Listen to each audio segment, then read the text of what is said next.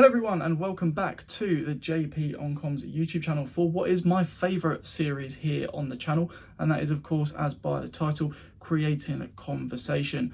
Today we're going to be taking a look at the retained list and the players who have since departed Maidstone United and how that leaves us in this present moment and the potential outlooks we might have going forwards for the future. If you do of course like these videos, leave a thumbs up down below. I really appreciate all of the views and the feedback on the All You Need to Know video about John Gilbert last week, and I've updated the setup a little bit as well, hopefully a little bit better lighting. Got a interactive screen over here that I can put anything on, hopefully that'll work. Yep, I can just flick around like that. I've got a lovely little graphic here designed by the missus looking at the Genco stand of course, and then I've got my old faithful presentation board here following Maidstone United. So brand new setup, hopefully a little bit fresher on the eyes for you guys as well than the old Game of Thrones poster on the wall back there. But let's crack on with the video, and like I say, we're going to be taking a look at that retain list. In short, and I would have a very short video if that's all I was doing, we did retain Sam Corn and George Fowler from last season. That is all. We have of course since signed John Gilbert, as I've already mentioned in this video, and if you haven't seen the All You Need to Know, go check that out on the channel as well. But we have announced quite a few departures in that time as well. We only offer contracts to I believe 7 or 8 players from last season, 4 of which we're going to be discussing in this video because of a poll that I've done across the YouTube channel and on Facebook as well in the Maidstone United supporters group. If you're not familiar with that, go and check that out as well. Lots of good conversation over there, sometimes a little bit funny, but I suppose it takes all sorts to make the world go round, doesn't it? But that poll involved Temi, Blair, Charlie Seaman and Ben Brooks, and we'll take a look at your thoughts on those 4 players as well in just a moment's time. But today, of course, the club did announce that Blair and Temi would be moving on to pastures new to try and explore the higher reaches of football for their careers. So the rumour at the moment is that both players will be going to Eastleigh. Great move for them, I suppose, but definitely a step up from Maidstone in our current situation. Looking at the poll that I did over the last couple of weeks, we did get 161 total votes.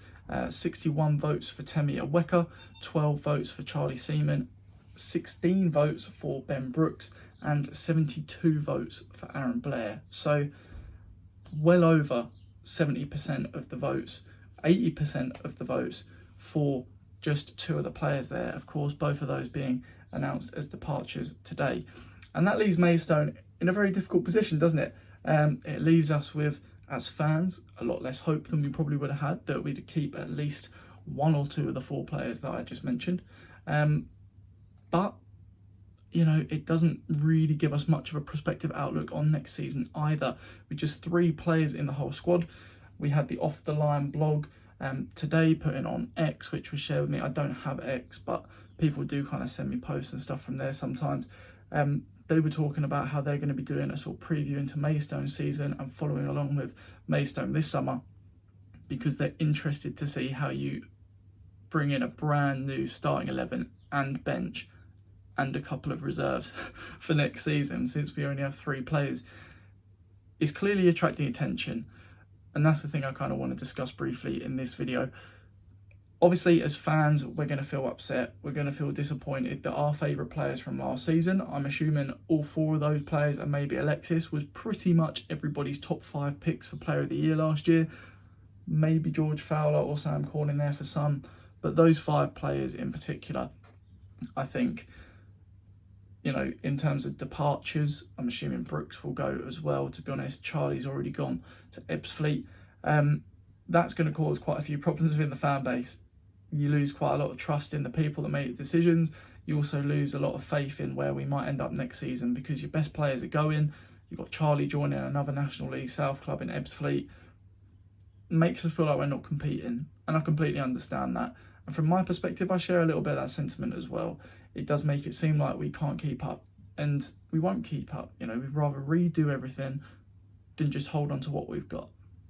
And that's a really difficult position to be in, because for fans, you want to have that confidence, you want to have that excitement for next season. Maidstone are looking at bringing in probably upwards of 10 to 15 players in this summer transfer window. That is enormous. That is enormous, and the disconnect that some fans can feel from that, and in the nice way possible, particularly in the older and younger generations, people who aren't necessarily up to date, who don't have access to constant social media posts from the club announcing new players, they don't have access to things like my YouTube channel where they can get a little bit more information, or the website through Maidstone United.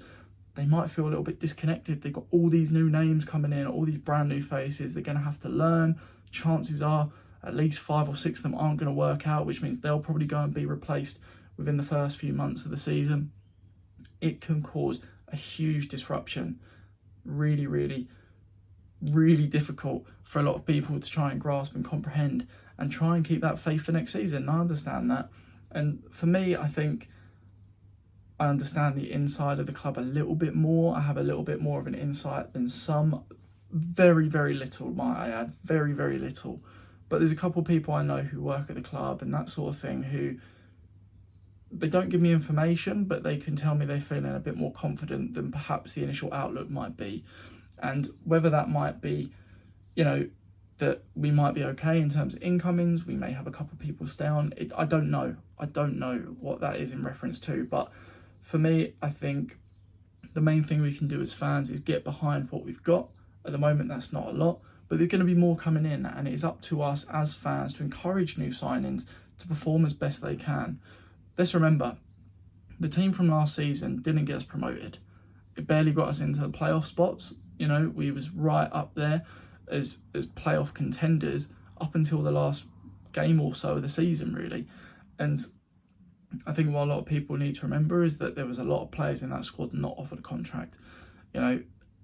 Whether the 6 or 7 players we offered contracts to signed on or not, we were still going to need to bring in probably another 10 players.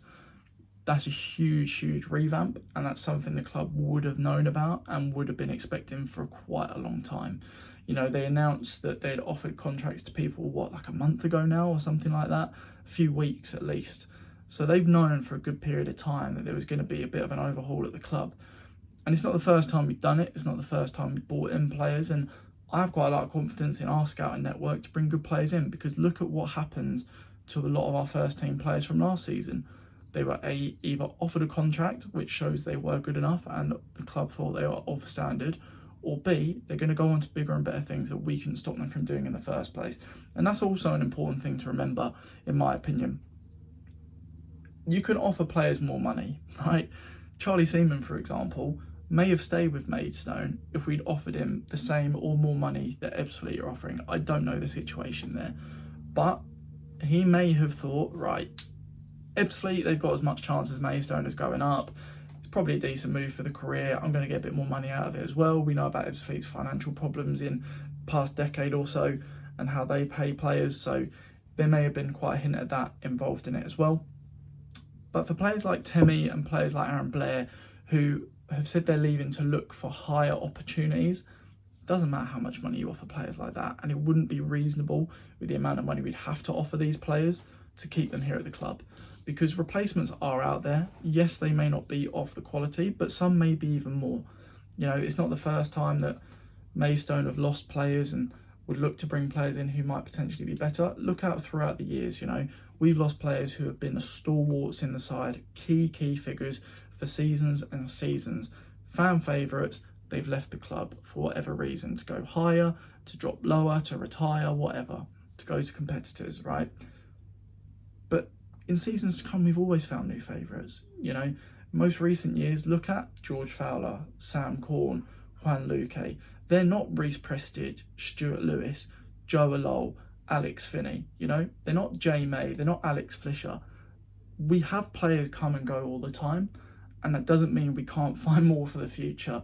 That's me attempting to be a little bit more positive, and I know from the ability that this team has in its just organisational structure that we can bring players in who can succeed for this club and take us to where we want to go. Is it a guarantee? Absolutely not. Has it reduced our chances? Potentially. Yeah, potentially it has, because it is uncertain, and it is uncertainty that does get fans back up a little bit.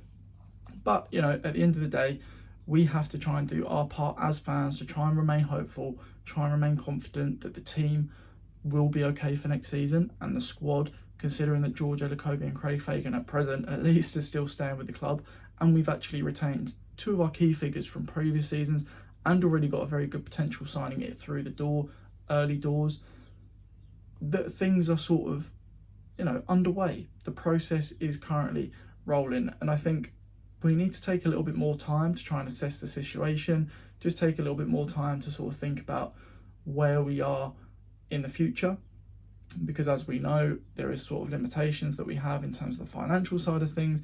Can we build the squad naturally with brand new players to try and pass on, generate a bit more income, potentially benefit the squad, that sort of thing? Wouldn't surprise me if some of the players we bought in this summer came in on 2-year contracts, just to see if we can get something out of them in the future.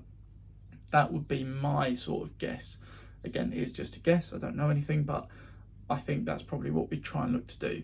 There has been players and rumours and things like that I know that we've looked at in recent years who have just become available. Tanga, who of course we were with, or was with us in recent years, has just gone out of contract.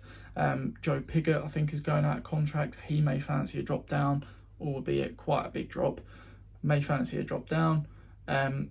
Macaulay Bonne, he's having contract negotiations at the moment, hasn't accepted anything at his current club. They're all players that we've had or looked at before, which could potentially come into the club. You never know. But at the end of the day, we have to wait and see. It is a waiting game. It is a ticking time, just to see where we end up. And I'm sure we'll be doing plenty more of these creating conversation videos in the coming weeks to get your guys' thoughts on how the squad is coming along. But for now, let me know how you're feeling about the retained list, the players we've kept, the player we've bought in, and of course the players who are sadly departing at Maidstone United. For those players, thank you very much for your contributions in the last season or so. It has been greatly appreciated, and definitely some memories which I won't forget for a long time. So if you have enjoyed this video, do leave your feedback down below. Do let me know how you're feeling about the current situation around the club and the squad and its future development, and I'll catch you all in the next video. Thank you very much for watching. See you next time.